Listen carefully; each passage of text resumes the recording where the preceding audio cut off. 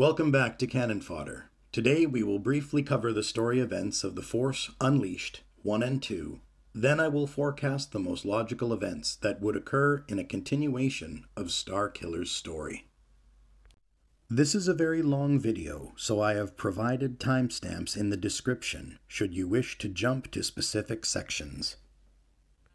The Force Unleashed 1 introduced us to Galen Merrick, the secret son of two Jedis living in exile on the Wookiee homeworld of Kashyyyk.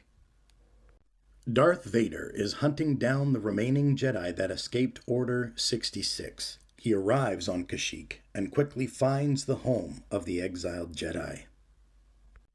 Vader confronts a lone male Jedi and easily overcomes him. During their duel, the Jedi's son, Galen, pulls the lightsaber out of Darth Vader's hand. Sensing great potential in the young boy, Vader decides to spare his life, and he secretly trains him in the ways of the dark side. Vader only discovers the boy and his father, but there is no mention of who the mother was. There is some supplemental material that reveals her name to be Molly. Vader trains the boy into adulthood and gives him the codename Starkiller. He then sends him out to hunt down the remaining Jedi. Vader assigns him an Imperial pilot named Juno Eclipse to fly him to his various missions. Rounding out the group is a holographic training droid named Proxy. Proxy has been programmed with the fighting styles of several Jedi and Sith. He frequently attacks Starkiller by surprise because he has been programmed to try and kill him. Starkiller defeats several Jedi Masters only to be betrayed by Vader when the Emperor discovers his existence. Vader stabs Starkiller with his lightsaber, thrashes him into the walls of his chamber, and then pushes him out into space. Once the Emperor leaves, Vader rebuilds Starkiller's body and then tells him to seek out the Emperor's enemies. Juno has been branded a traitor to the Empire, so Starkiller, Juno, and Proxy set out to find the Emperor's enemies and create the Rebel Alliance. His first duel was with General Rom Koda. During their first fight, Starkiller blinded Koda, and he fell presumably to his death. Starkiller tracks Koda from Nar Shaddaa to Zeost until he finds the blind Jedi drinking alone at a table in the Vapor Room. Then Starkiller travels to a Jedi temple to undertake the Jedi trials. I suppose this detour is supposed to symbolize him following in his father's footsteps. He finds a holocron of his father and then fights a mirror match against his future cyborg self. Although at this point in the game, the enemy is simply called the Sith Warrior. This interlude hints that the dark side ending of the game is the real summation of events, and that Starkiller doesn't die. Next, Starkiller travels to Kashyyyk. He finds his old home and then rescues Princess Leia. They will ensure the help of Bail Organa. Before we continue, I want to say something about Princess Leia real quick. Jorge Lucas set up this convoluted system of elected child monarchs in the prequels. I guess the intention was to explain why Leia has the title of princess in A New Hope. Instead of Padme being the elected Queen of Naboo, just make Bail Organa King of Alderaan. King Bail Organa could still be a member of the Galactic Senate. All the Queen Amidala stuff with her handmaidens didn't make any sense. I get the secret handmaid stuff was designed to keep her real identity anonymous and launch the romance between Anakin and Padme. By now, I can confidently say that I could write a much more organic and logical narrative path to get Anakin and Padme to their first meeting. Let me know in the comments if that is of interest to anybody, but getting back to Princess Leia. How could Leia inherit a title from her mother if her origin was supposed to be a secret? I'm pretty sure Vader could put 2 and 2 together. It is for these reasons that I started this channel. Stick to world building, Jorge. You are dog shit at narrative and dialogue. I hate sand. Anyways, after the Jedi Temple, Starkiller travels to Felucia, where he defeated Master Shaak Ti. The Jedi had been training a new apprentice named Maris Brood. Bail Organa went in search of Master Shaak Ti and ended up getting himself captured by Maris, who has become corrupted by the dark side. Starkiller defeats 2 Rancors and then Maris herself in lightsaber combat. Maris begs for her life, and Starkiller lets her flee. Starkiller and Bail return to the Rogue Shadow. Then the group makes their way to attack an Imperial shipyard above Raxus Prime. Proxy attacks Starkiller, using the form of Maris Brood and then Darth Maul. He destroys the shipyard in orbit, and then pulls down a Star Destroyer with the Force. The rebels meet on Corellia, and then Vader arrives. He attacks Starkiller, forcing him to flee. The rebels are then taken captive back to the Death Star. Juno and Starkiller fly to the Death Star. Starkiller confronts Vader and the Emperor. The rebels escape, and Starkiller is either killed or captured, depending on the ending. In the light side ending, Starkiller is killed, while the dark side ending has Starkiller transformed into a cyborg by the Emperor. In either case, the rebel leaders escape to form the Rebel Alliance and take the fight to the Empire. Optional DLC has Cyborg Starkiller defeat Obi-Wan in Mos Eisley, turn Luke to the dark side on Hoth, and kill a lightsaber-wielding Leia on Endor. The Force Unleashed 2 follows the story of the clone Starkiller that has all the memories of Galen Merrick. Vader is displeased by the clone's unwillingness to forget Galen's past and decides that he will kill the clone and try again. Sensing this, Starkiller escapes Vader, steals his TIE fighter, and begins searching for Juno. Along the way, he rescues General Ram Koda. This second game is filled with a lot of busy work that doesn't really move the narrative along. Starkiller finally catches up with Juno, only for Vader to arrive. Vader and the clone Starkiller fight, and once again, the story has 2 endings. In the dark side ending, Starkiller is killed from behind by another clone before he can strike down Vader. The light side ending sees Vader captured by the rebellion, while Starkiller and Juno fly off into the stars. So where do we go from here? As I mentioned earlier, I believe the first game telegraphed the true ending in the Jedi Temple. I think that the dark side ending from the first game and the light side ending from the second game are the most logical progression of canonical events. The merging of these endings will leave us with Cyborg Starkiller, Clone Starkiller, and Assassin Starkiller, all alive going forward. Some fan theories suggest that we could see Starkiller as an Inquisitor. If we allow for 3 active Starkillers, I suppose it's possible. Thus far, we haven't seen Starkiller in Jedi Fallen Order or Jedi Survivor, not to mention that Disney has designated the Unleashed series as Legends canon. Having Starkiller in Fallen Order and Jedi Survivor doesn't make sense. For starters, Starkiller is far too powerful to be an Inquisitor. Most of the Inquisitors are basic bitches with limited force potential. Plus, Starkiller doesn't fit into the Cal Kestis storyline. The other problem is that Jedi Survivor takes place in 9 BBY, and Vader found Galen as a young boy, maybe around age 3, in 19 BBY. I mean, I guess a 14-year-old Starkiller could have been an Inquisitor while he was in training, but that seems highly unlikely. Also, that would technically make his appearance in Survivor a prequel to The Force Unleashed 1, and it wouldn't move the story ahead. To me, there seems to be a very good story path laid out already, just using the details from the two previous games. However, let's consider some loose ends first. Mara's brood is still out there, possibly on Felucia, or maybe she traveled off-world. Did she reform, or delve deeper into the dark side? I think if anyone should be absorbed into the Inquisitors, it's Maris. She has some power in the Force and has a dark side temperament.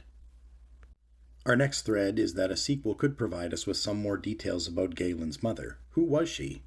Is she possibly still alive? As I stated earlier, supplemental material said she was killed on Kashyyyk, but that detail was never mentioned in either game. It could be a thread to pull on, so if we allow for 3 Starkiller variants in the Unleashed timeline, then the question becomes, what are these Starkillers up to? Let's start with the most obvious and then move through to the more obscure. For the sake of ease, I will be referring to them as Clone, Cyborg, and Assassin. Following the light side ending, Clone and Juno fly off into the stars, perhaps to some unknown planet. There is a scene showing the clone talking to the captured Vader, and then the clone walks away. The location of Vader is unclear. Perhaps he is supposed to be aboard the Rogue Shadow, or maybe another ship. For my sequel, I will place Vader on a Rebellion cruiser. However, at the end of the game, we see Boba Fett follow them as they are flying away from the planet, so we will need to address that.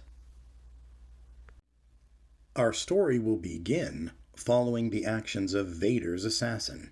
In the dark side ending, the Starkiller assassin materializes out of thin air to stab clone Starkiller in the back before he can kill Vader. Perhaps the assassin had orders to intervene if Vader's life was in peril. In order for us to move the story ahead, let's say Vader planned to be captured.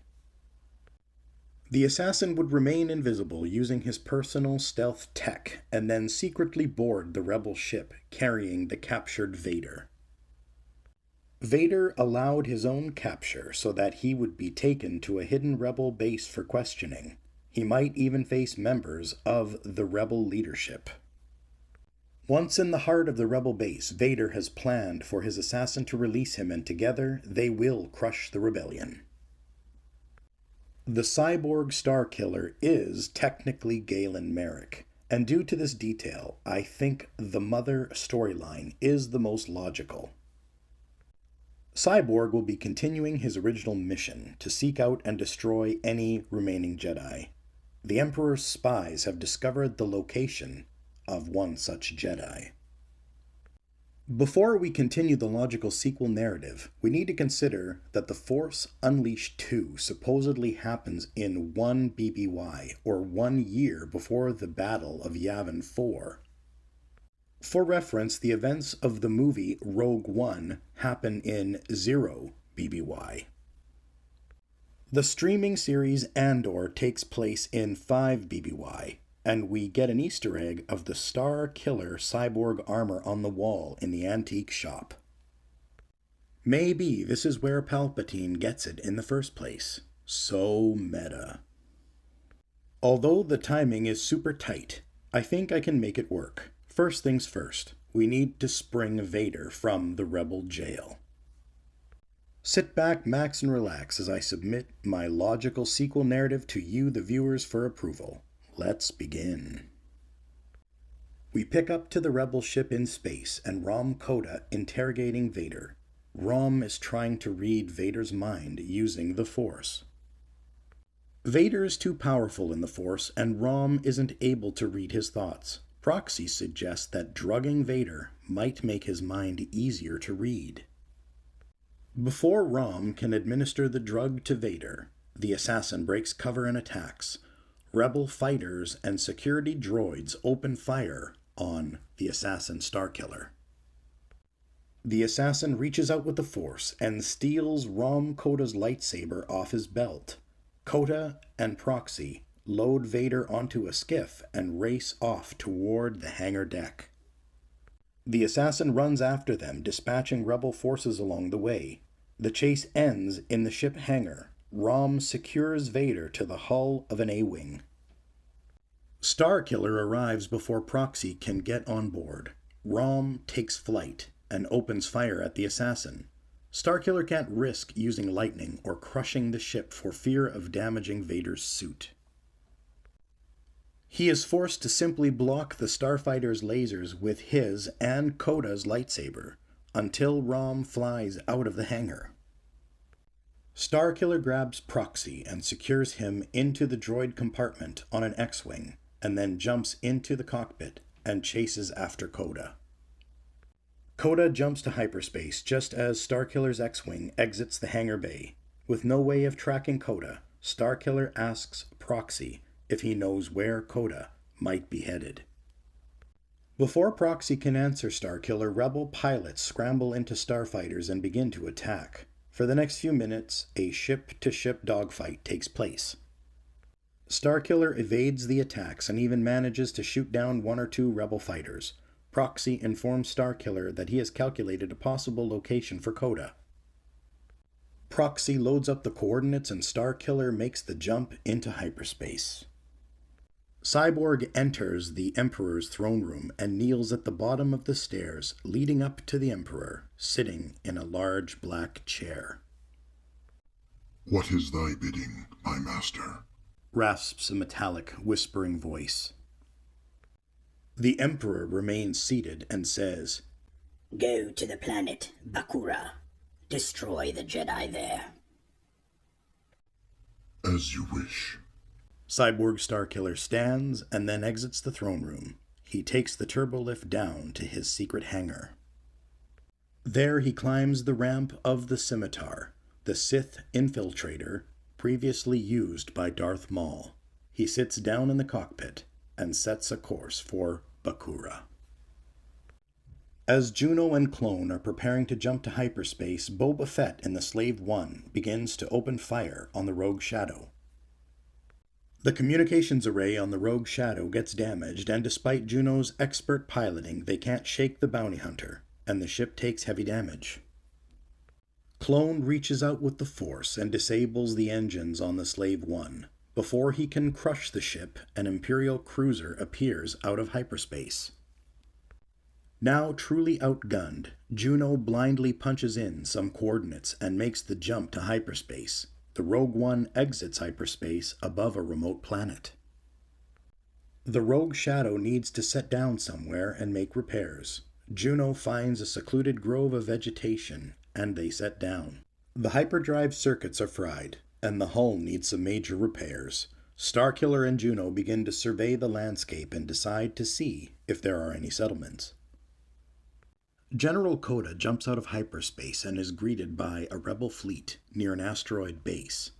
Rom greets command and tells them that he has Vader. He is cleared to land on the asteroid. Rom lands in the hangar bay and is greeted by a stern rebellion commander. He asks if Vader gave up any information. Rom says that an assassin attacked before Vader could be drugged and interrogated. Vader decides that he has played possum long enough. Vader is disappointed that he was not brought before the senior leadership of the Rebel Alliance, but maybe the computer systems will reveal the location of a secret Rebel base.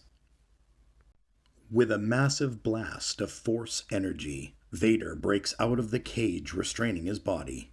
Rebel soldiers begin to open fire. Vader uses the Force to throw the X-Wing. The starfighter smashes into the fuel containers that the rebels are hiding behind, and they explode in a ball of fire and shrapnel. Vader raises a hand and absorbs a few stray blaster shots. Rom ignites Vader's red lightsaber and charges at the Dark Lord. Lord Vader intercepts Rom and closes his metallic hand around Rom's wrist, breaking his bones, and the lightsaber falls to the ground. The other hand closes around Rom's neck and lifts him into the air. Vader asks for the location of the rebels' hidden base, but Rom refuses to answer. Vader crushes the Jedi's throat and then tosses the lifeless body aside. He retrieves his lightsaber and moves through the rebel base, killing any soldiers that he finds. He reaches the main computer core and begins to make a copy of the data. An explosion rocks the station, and after a brief diagnostic, Vader discovers that the self-destruct for the base has been armed. Vader retrieves the data disk from the terminal and returns to the ship hangar. He finds a rebel fighter that has a hyperdrive and uses it to escape. Vader sets a course for the Death Star and jumps into lightspeed.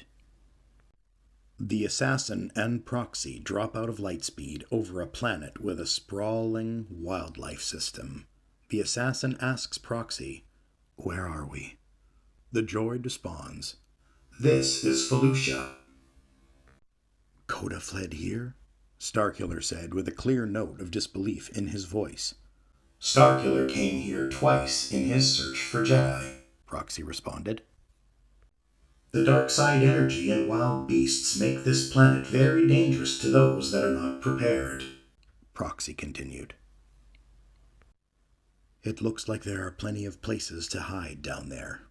Starkiller then began the landing sequence and sets the ship down on a hilltop. The assassin and Proxy get out of the X-Wing and make their way toward what they hope is a turbolift. The doors open and armed Felucians jump out and take aim. The assassin says, "I'm looking for an old man with a prisoner dressed in black." The Felucians say nothing and attack. The assassin kills some with lightning and others with his lightsaber. He carves his way toward the turbolift until a large rancor emerges from the vegetation. The beast attacks the assassin, but after a few minutes the rancor has been slashed to pieces. A lightsaber comes spinning toward the assassin's head. The assassin slashes it away, and it sails back to the hand that sent it. A young woman catches it and moves toward the assassin. "Why have you returned?" Maris says. The assassin responds, "I don't know you. I'm looking for a Jedi and his prisoner." Maris laughs and informs him that "There are no Jedi on Felucia." The assassin senses the conflict in Maris and gives her a choice. "I can sense the conflict in you. Serve me or die." Maris will never submit to another master and charges at the assassin. Both Force users fought valiantly, but in the end, this dark side-filled place fueled the assassin's powers, and he overcomes Maris. Just like before, Maris tried to bargain her way out of being killed, but this assassin was a different Starkiller, without remorse, and he cut her down. Just then, Proxy shuddered and took the form of Darth Vader. Starkiller knelt and said, "Master, where are you? I have come to..." Starkiller began. Vader cut him off. I am free once more. "And General Coda?" Dead. Starkiller asks, "What is thy bidding, my master?" Find Starkiller and destroy him. "As you wish." The transmission ended, and Proxy resumed his normal shape. The assassin and droid went back to the X-Wing and prepared for takeoff. "Let's get into orbit. We can contact the Imperial listing posts. Maybe we will get lucky," Starkiller said. The X-Wing takes off and flies into orbit. Cyborg Starkiller lands on Bakura and begins his search for the Jedi. Locals report that a Jedi with a jade lightsaber is protecting the trade road. Imperial patrols were being attacked. The cyborg makes his way to the trade road with a small patrol of stormtroopers. On cue, a hooded Jedi attacks. The Imperials open fire, but the Jedi deflects the blaster bolts and cuts down each trooper. Once the last stormtrooper falls over, Cyborg reveals himself. The Jedi points her jade lightsaber toward the cyborg and says, "What kind of stormtrooper are you?"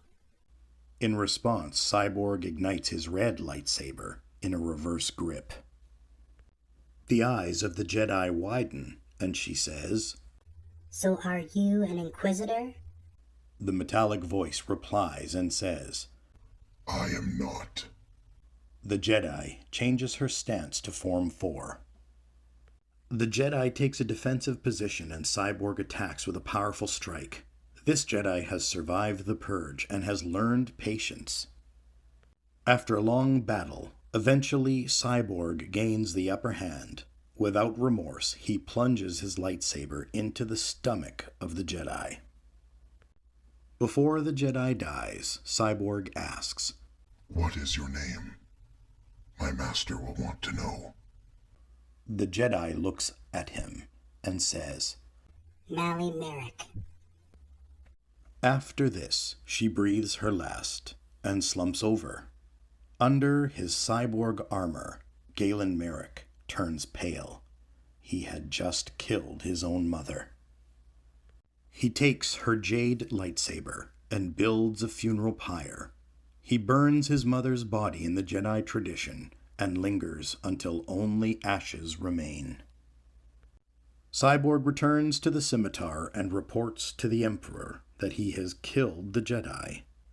When he asks for her name, Cyborg says, She had none.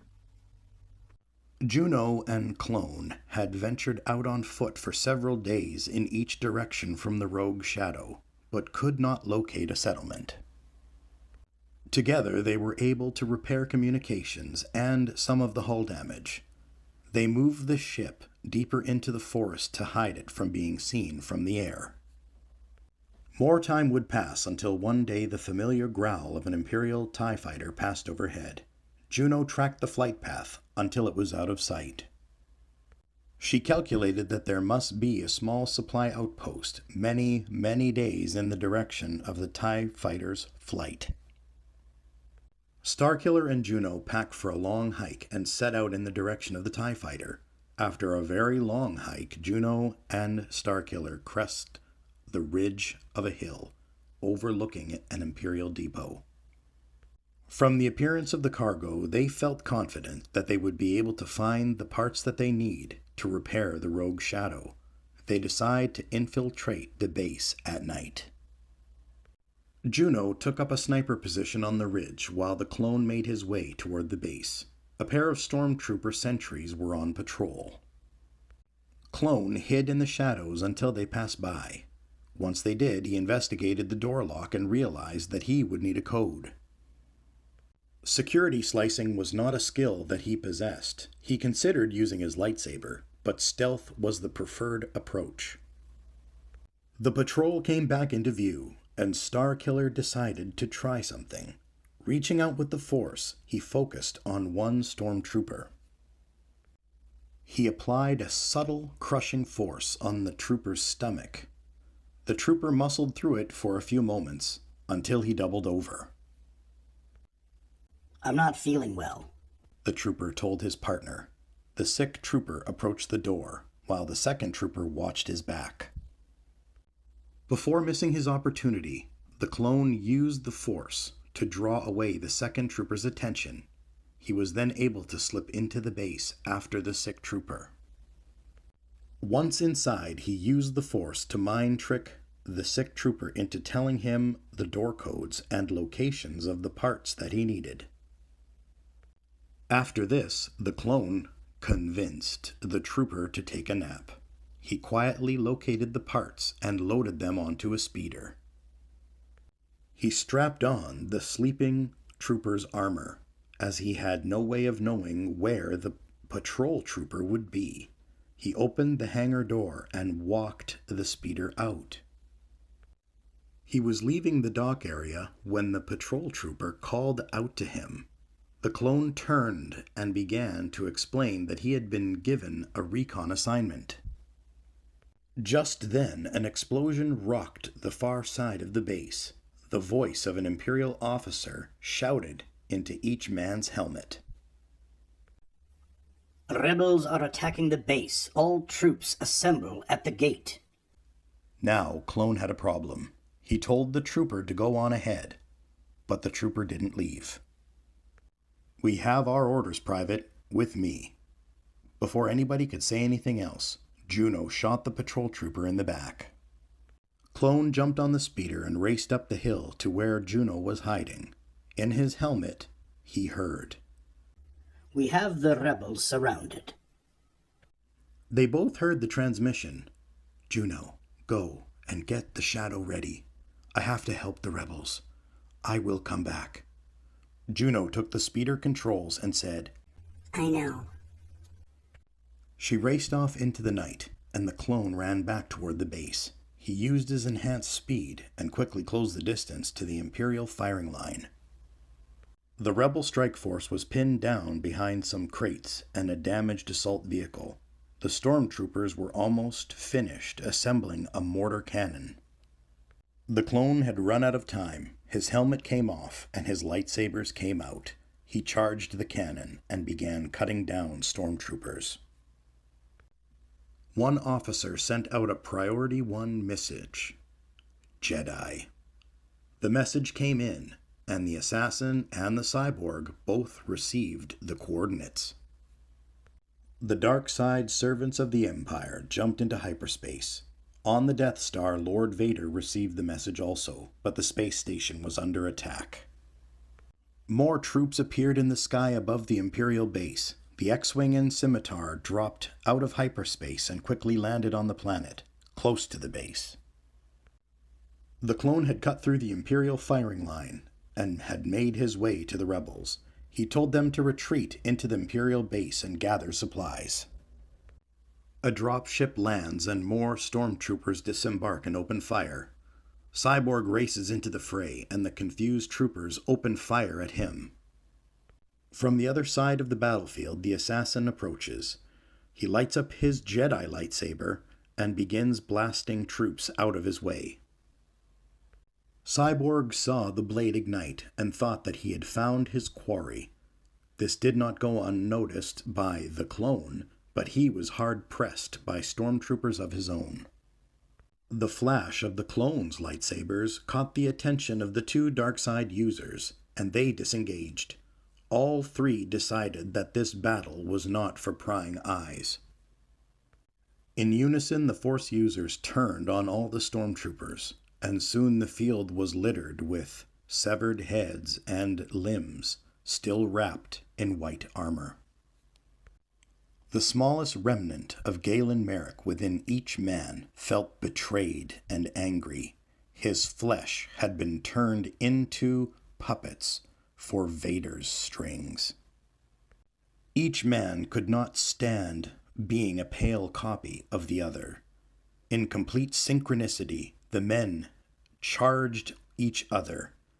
In a dizzying blur, lightsabers moved at light speed.